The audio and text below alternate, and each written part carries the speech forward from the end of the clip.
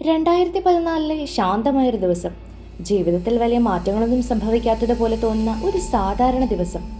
Cleveland state യൂണിവേഴ്സിറ്റിയിലെ biology വിദ്യാർത്ഥിനിയായ Christina skates തൻ്റെ ലാപ്ടോപ്പിന് മുന്നിലിരുന്ന് സമയം ചിലവഴിക്കുകയായിരുന്നു. എന്നാൽ അവൾ സമയം കളയുന്ന രീതിക്ക് ഒരു പ്രത്യേകതയുണ്ടായിരുന്നു.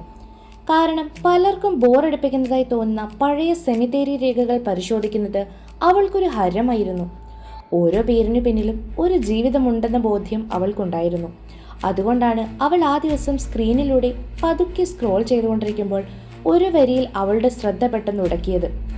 തീയതി 1975 ഫെബ്രുവരി 5.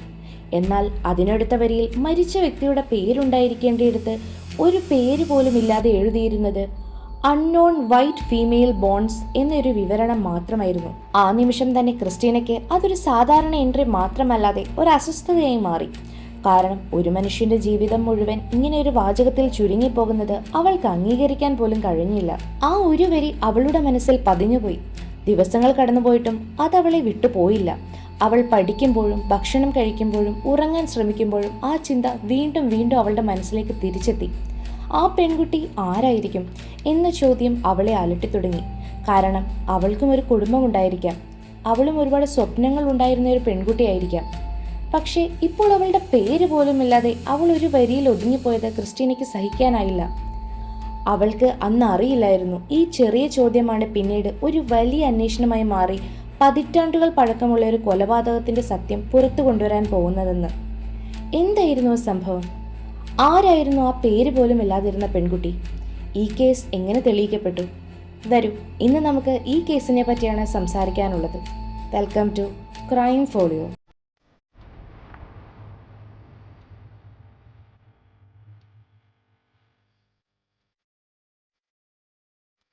ഈ കഥയുടെ തുടക്കം മനസ്സിലാക്കാൻ നമ്മൾ 1975 തിരികെ പോകണം. ഒഹോയിലെ മിൽസ്ട്രീം റൺ റിസർവേഷനിലെ ഒരു തണുത്ത ഫെബ്രുവരി ദിവസം 3 കൗമാരക്കാർ കാടിനുള്ളിൽ നടക്കുകയായിരുന്നു. അതൊരു സാധാരണ സാഹസിക യാത്ര മാത്രമായിരുന്നു. പക്ഷേ അവർ കണ്ടത് അവരുടെ ജീവിതം മുഴുവൻ മാറ്റിമറിക്കുന്ന ഒരു കാഴ്ചയായി മാറി. മണ്ണിനടിയിൽ ചിതറിക്കിടക്കുന്ന അസ്ഥികൾ, മനുഷ്യന്റെ അവശിഷ്ടങ്ങൾ. ആദ്യം അവർക്ക് അത് എന്താണെന്ന് മനസ്സിലായില്ല. പക്ഷേ അടുത്തു ചെന്നപ്പോഴാണ് അത് മനുഷ്യന്റെ അസ്ഥികളാണെന്ന് അവർ തിരിച്ചറിഞ്ഞത്. ഭയന്ന അവർ പിന്നോട്ടേക്ക് മാറി. കുറച്ചു സമയം എടുത്തു അവർ യാഥാർത്ഥ്യത്തിലേക്ക് തിരികെ വരാൻ.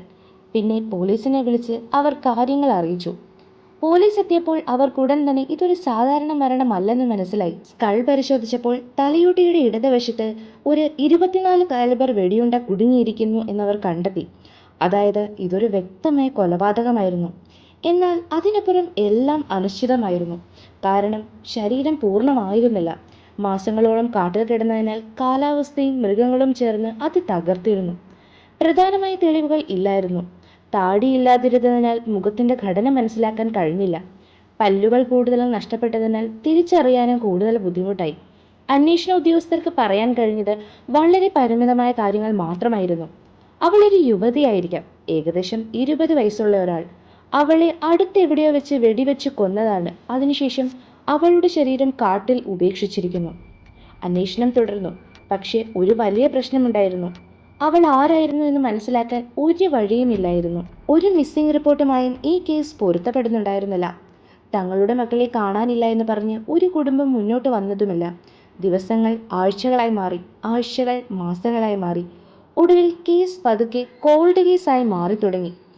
1975 മെയ് മാസത്തിൽ അവളുടെ അവശിഷ്ടങ്ങൾ ഒരു പോട്ടേഴ്സ് ഫീൽഡ് എന്നറിയപ്പെടുന്ന ഭാഗത്ത് അടക്കം ചെയ്തു. അവിടെ സാധാരണയായി ആരും അവകാശപ്പെടാത്ത മൃതദേഹങ്ങൾ അടക്കം ചെയ്യാറുണ്ട്. അവരുടെ കല്ലറയ്ക്ക് ഒരു പേര് പോലും ഉണ്ടായിരുന്നില്ല, ഒരടയാളം പോലുമില്ല. അവൾ ലോകത്തിന്റെ ഓർമ്മയിൽ നിന്ന് പതുക്കെ അപ്രത്യക്ഷയായി. വർഷങ്ങൾ കടന്നുപോയി. അന്വേഷണ ഉദ്യോഗസ്ഥർ മാറി, ഫയലുകൾ പൊടിപിടിച്ചു, സിസ്റ്റങ്ങൾ മാറി. എന്നാൽ ആ പെൺകുട്ടിയുടെ കഥ അവിടെ തന്നെ കുടുങ്ങിക്കിടന്നു. അവൾ ആ ഒരു രേഖയിലെ ഒരു വരി മാത്രമായി ഒതുങ്ങി. അതാണ് 2014 ക്രിസ്റ്റീന സ്കേറ്റ്സ് വീണ്ടും കണ്ടത്. അതൊരു പഴയ കഥയെ വീണ്ടും ഉണർത്തി. ക്രിസ്റ്റീന അന്വേഷണം ആരംഭിച്ചു. ലൈബ്രറികളിൽ മണിക്കൂറുകൾ ചെലവഴിച്ച് പഴയ പത്രങ്ങൾ തിരഞ്ഞപ്പോൾ പോലും അവൾക്ക് ലഭിച്ചത് വളരെ ചെറിയ വിവരങ്ങൾ മാത്രമായിരുന്നു. ഈ കൊലപാതകം ലോകം അവഗണിച്ചിരിക്കുന്നു എന്ന സത്യം അവളെ ഞെട്ടിച്ചു. അവൾ പോലീസുമായി ബന്ധപ്പെടാൻ ശ്രമിച്ചപ്പോൾ അവൾക്ക് നേരിട്ടത് ബ്യൂറോക്രാറ്റിക് തടസ്സങ്ങളായിരുന്നു. ചിലർക്ക് ഈ കേസിന്റെ രേഖകൾ പോലും എവിടെയെന്ന് അറിയില്ലായിരുന്നു. ചിലർക്ക് വിവരങ്ങൾ പങ്കുവെക്കാൻ താല്പര്യമുണ്ടായിരുന്നില്ല. അവൾക്ക് അപ്പോൾ മനസ്സിലായി, ഈ കേസുകൾക്ക് നീതി ലഭിക്കാത്തത് തെളിവുകളുടെ അഭാവം കൊണ്ട് മാത്രമല്ല, മറിച്ച് സിസ്റ്റത്തിന്റെ വീഴ്ച കൊണ്ടാണ്. എന്നാൽ അവൾ വിട്ടുകൊടുക്കാൻ തയ്യാറായിരുന്നില്ല. ഒടുവിൽ ഒരു പോലീസ് ഓഫീസർ അവളുടെ ആത്മാർത്ഥതയെ തിരിച്ചറിഞ്ഞു. അവൾക്ക് പഴയ കേസ് ഫയലുകൾ നൽകി. അവൾ അങ്ങനെ ആദ്യമായി ക്രൈം സീൻ ചിത്രങ്ങൾ കണ്ടപ്പോൾ ഇതൊരു പസിൽ മാത്രമല്ല, ഒരു യഥാർത്ഥ മനുഷ്യന്റെ ദുരന്തമാണെന്ന് അവൾക്ക് ബോധ്യമായി. അവൾക്കൊരു കാര്യം മനസ്സിലായി, ഈ കേസ് ഒറ്റയ്ക്ക് പരിഹരിക്കാൻ കഴിയില്ല. അതിനാൽ അവളത് ലോകവുമായി പങ്കുവെക്കാൻ തീരുമാനിച്ചു. റെഡിറ്റ് പോലുള്ള പ്ലാറ്റ്ഫോമുകളിൽ അവൾ തന്റെ കണ്ടെത്തലുകൾ പങ്കുവെച്ചപ്പോൾ ഒരു അത്ഭുതകരമായ കാര്യമാണ് സംഭവിച്ചത്. ലോകത്തിന്റെ വിവിധ ഭാഗങ്ങളിൽ നിന്നുള്ള ആളുകൾ ഈ കേസിൽ പങ്കെടുത്തു. ചിലർ പഴയ രേഖകൾ കണ്ടെടുത്തു, ചിലർ മിസ്സിംഗ് ആളുകളുടെ ഡാറ്റാബേസുകൾ പരിശോധിച്ചു, ചിലർ അവരുടെ സ്വന്തം കഴിവുകൾ ഉപയോഗിച്ച് ഈ പസിലിന്റെ ഭാഗങ്ങൾ കൂട്ടിച്ചേർത്തു. ഒരു വ്യക്തിയുടെ ചോദ്യമായി തുടങ്ങിയ അന്വേഷണം ഒരു വലിയ കൂട്ടായ ശ്രമമായി മാറി. ഇതിനിടെ കാലിഫോർണിയയിൽ കാൾ കോപ്പൽമാൻ എന്ന ഒരാൾ ഈ കേസ് ശ്രദ്ധിച്ചു. അവനൊരു ഫോറൻസിക് ആർട്ടിസ്റ്റ് ആയിരുന്നു. മരിച്ചവർക്ക് വീണ്ടും മുഖം നൽകുന്നത് അവന്റെ പ്രത്യേകതയായിരുന്നു. ഈ കേസിൽ അവന്റെ മുന്നിലുള്ള വെല്ലുവിളി വളരെ വലുതായിരുന്നു. കാരണം മുഖത്തിന്റെ പ്രധാന ഘടകങ്ങളില്ലായിരുന്നു. എന്നാൽ അവൻ ശ്രമിച്ചു. മാസങ്ങളോളം പരിശ്രമിച്ച് അവനൊരു മുഖം പുനർസൃഷ്ടിച്ചു. അതൊരു ചിത്രമല്ല, ഒരു യഥാർത്ഥ മനുഷ്യന്റെ മുഖച്ഛായമായി സാമ്യം തോന്നുന്ന ഒന്നായിരുന്നു. ഈ ചിത്രം പുറത്തു വന്നപ്പോൾ അത് ക്രിസ്റ്റീന അവളുടെ ഗ്രൂപ്പുകളിലേക്ക് അയച്ചു. വലിയൊരു ഞെട്ടൽ പിന്നീട് പുറത്തു വന്നു. ഈ കേസ് ഒരിക്കലും ദേശീയ ഡാറ്റാബേസിൽ ചേർത്തിട്ട് പോലുമില്ല. ഒരു ചെറിയ പിഴവ്, ഒരു രേഖാപരമായ വീഴ്ച ഈ കേസിനെ പതിറ്റാണ്ടുകൾ മറച്ചു വെച്ചിരിക്കുന്നു. ഇതൊരു വ്യക്തിഗത പരാജയം മാത്രമല്ല, ഒരു സിസ്റ്റത്തിന്റെ തന്നെ വീഴ്ചയായിരുന്നു. അവസാനം കേസ് ഡാറ്റാബേസിൽ ചേർത്തപ്പോൾ ഒരു പോലീസ് ഓഫീസർ അത് ശ്രദ്ധിച്ചു. പണ്ട് രജിസ്റ്റർ ചെയ്യപ്പെട്ട ഒരു മിസ്സിംഗ് കേസുമായി ഈ പെൺകുട്ടിക്ക് സാമ്യമുണ്ടെന്ന് ആ പോലീസ് ഓഫീസറിന് മനസ്സിലായി. കൂടുതൽ പരിശോധിച്ചപ്പോൾ എല്ലാ വിവരങ്ങളും പൊരുത്തപ്പെട്ടു. വയസ്സ്, സമയം, സ്ഥലം എല്ലാം. ആ പെൺകുട്ടിയുടെ പേര് ലിൻഡ മേരി പഗാനോ എന്നായിരുന്നു. DNA പരിശോധനകൾ ഈ സത്യം ഉറപ്പിച്ചു. 1975 കണ്ടെത്തിയ ശരീരാവശിഷ്ടങ്ങൾ അവളുടേതായിരുന്നു. ലിൻഡയുടെ കഥ അതിനുശേഷം പുറത്തു വന്നു. അവളൊരു സാധാരണ പെൺകുട്ടിയായിരുന്നു, ധാരാളം സ്വപ്നങ്ങൾ നിറഞ്ഞൊരു യുവതി. സംഗീതം അവൾക്ക് വലിയ ഇഷ്ടമായിരുന്നു. സുഹൃത്തുക്കളുമായി സമയം ധാരാളം അവൾ ചെലവഴിച്ചിരുന്നു. പക്ഷേ അവളുടെ അവസാന ദിവസം ഒരു വേദനാജനകമായ വഴിത്തിരിവായി മാറി. ഒരു കുടുംബ വഴക്ക്, ഒരു രാത്രിയിലെ തീരുമാനം അവളെ വീട്ടിൽ നിന്ന് പാരന്റ്സ് പുറത്താക്കി. അതിനുശേഷം അവൾ ഒരിക്കലും തിരികെ വന്നില്ല. 44 വർഷങ്ങൾക്ക് ശേഷം ഒരു കുടുംബത്തിന് അവരുടെ മകളുടെ വിധി അറിയാൻ കഴിഞ്ഞു. എന്നാൽ നീതി വൈകിയിരുന്നു. കൊലപാതകി എന്ന് സംശയിക്കപ്പെട്ട വ്യക്തി ഇതിനകം മരിച്ചുപോയിരുന്നു. അതിനാൽ ഒരു കോടതിയും ഒരു ശിക്ഷയും ഉണ്ടായില്ല.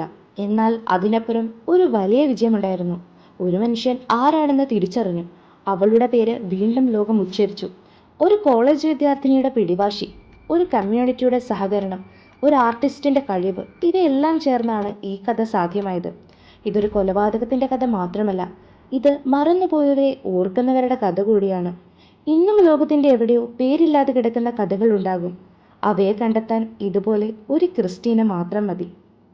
ഈ കേസിനെ പറ്റിയുള്ള നിങ്ങളുടെ അഭിപ്രായങ്ങൾ തീർച്ചയായും രേഖപ്പെടുത്തുക.